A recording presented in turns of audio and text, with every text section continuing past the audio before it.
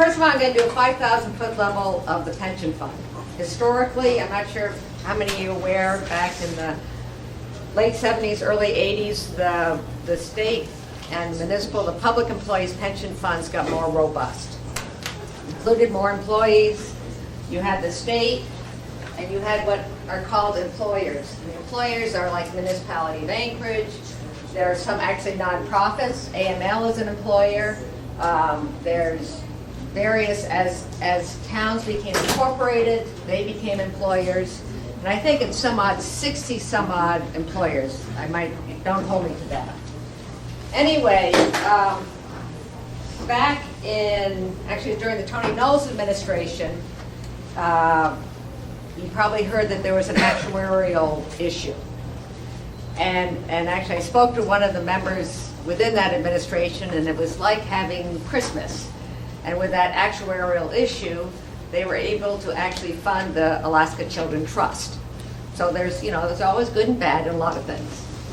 So, moving on to, I don't have an right on presentation. Moving on to the 2000s, we noticed that there was becoming a larger and larger unfunded liability. And an unfunded liability, you sort of have a sustainable pension system that's usually around 80% funded.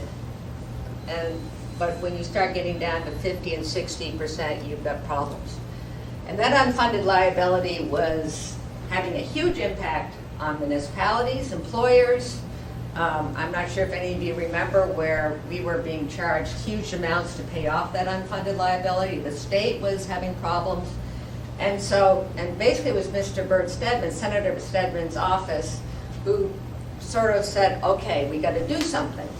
So in 2007, they put all of these pension funds, municipality, AML, little towns, Pelican, to one great big basket. And so that gave you the 2008, what is called the employee floor. So that was the amount that was put in. We have this amount of money going into this unfunded liability, and we're going to then actuarially figure out how we're going to get out of this mess. That was also when they said to the municipalities that, and other employers, that you pay up to 22% of the unfunded liability and the state will take the rest.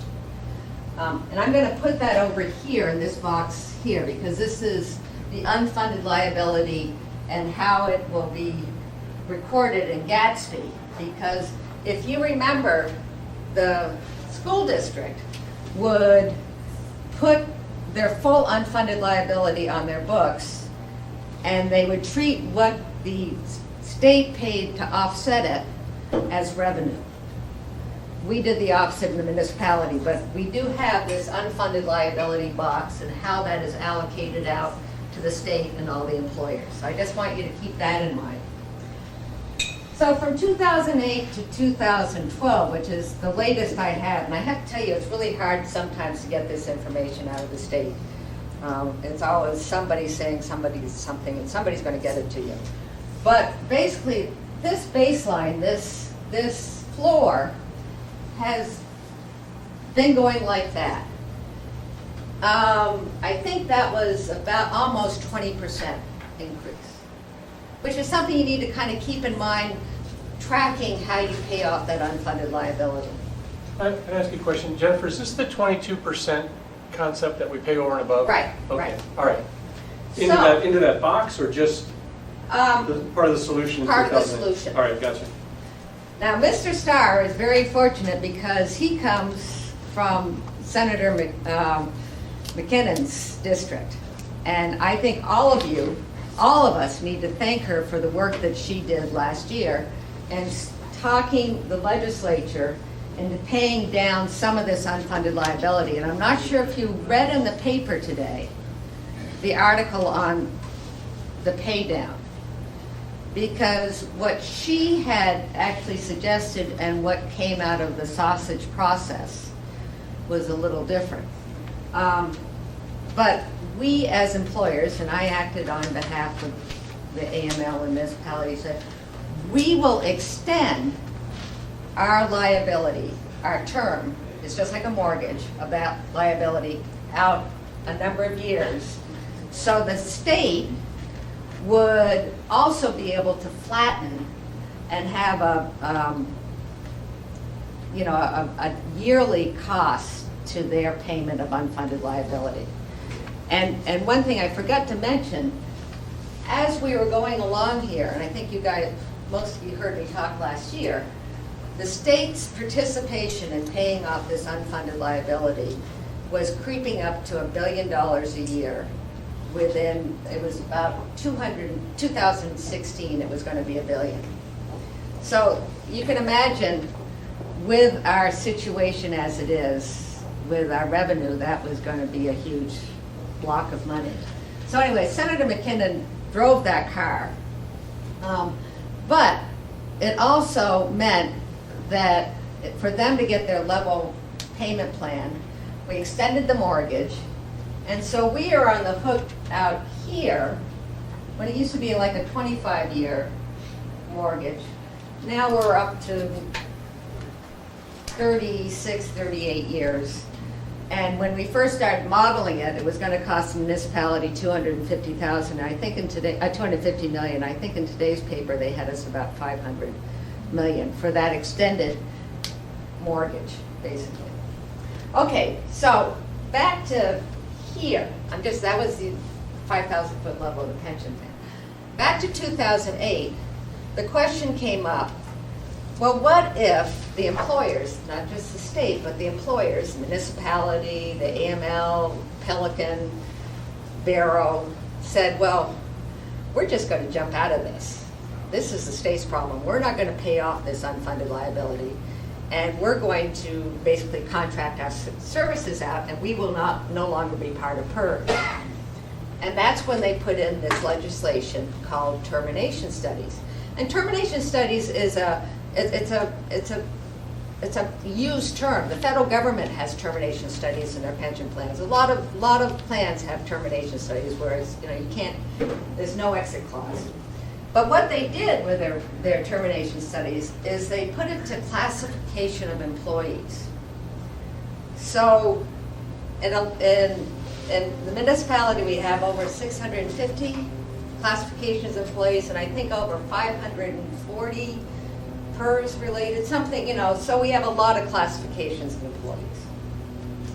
And that would be fine, but a great example was back when we were doing weatherization, and we had the weatherization program go to rural cap.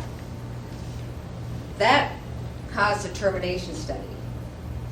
And the employees that were in there were still PERS employees. They had jobs in other parts of the municipality. So we were still paying for their unfunded liability as employees, but then we were getting charged for the position. So it didn't keep track of what the funding that was going into the program. It more was on the position. And that's what I've been trying to change, because we basically get double taxed. If the employees stay within the system, you're still paying the unfunded liability, but the position is gone. Can I ask a quick question? So when you say we were being charged for the position, that person's salary in addition to the PERS Right. contribution?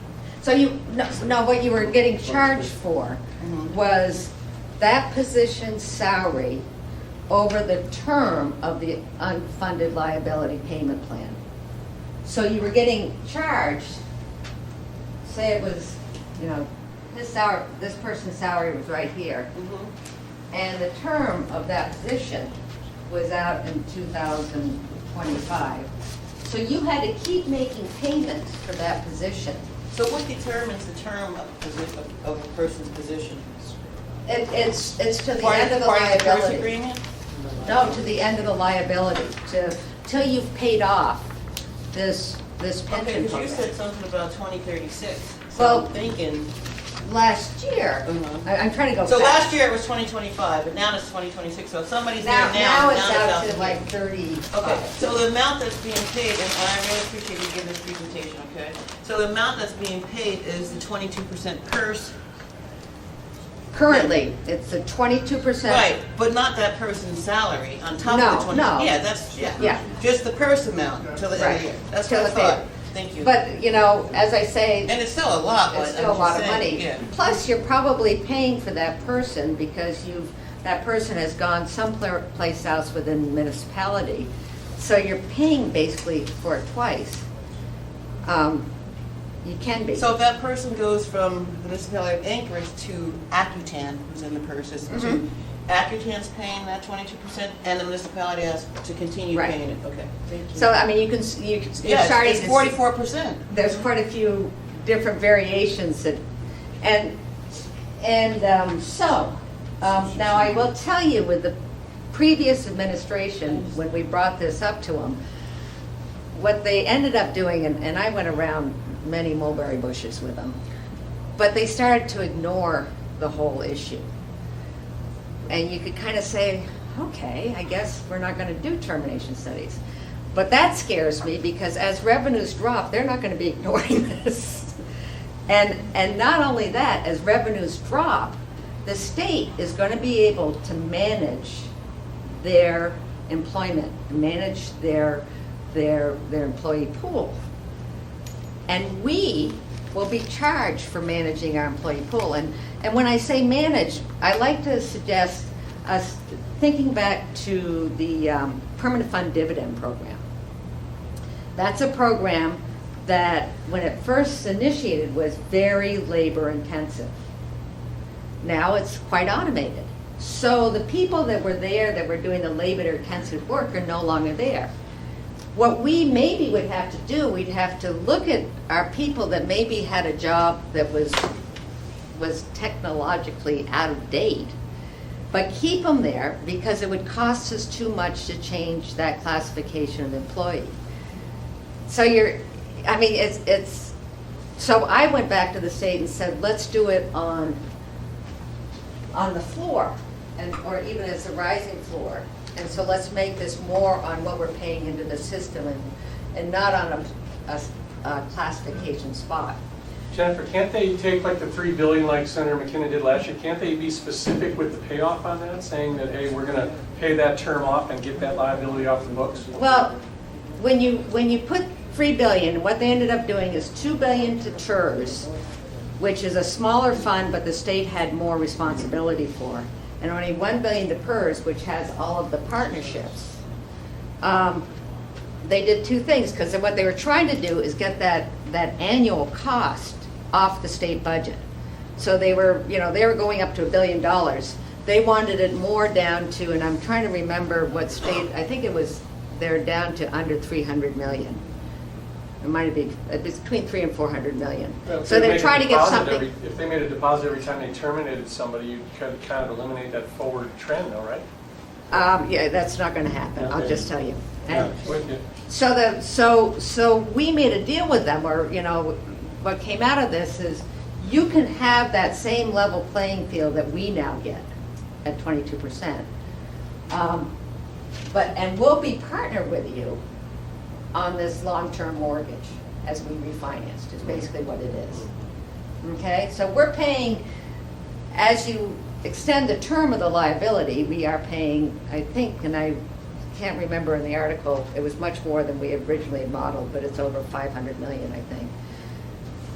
So we're in partnership with this. We're not abdicating our responsibility, is what I'm saying. So we shouldn't be penalized 2 or 3 times. The good news is my last time down in Juneau is this administration gets it. Governor Walker has been with AML for years. He's heard the song and dance. Pat Pitney, who's OMB director, has been part of this discussion. And the good news is maybe what they're going to do is completely get rid of termination studies. And if that is the case, we can all have a party. We'll still have this out here that we've agreed to. The one other thing, so there's two other things as members of the employer pool we need to keep watching over. And I've already got one more year, so who knows how this is going to turn out as we go forward. But as revenues drop with the state, we're paying currently 22%. There's many members in the legislature that says we do not pay our fair share. We're not paying enough. And they're trying to increase that 22%. So what? Oh, 24% is the most.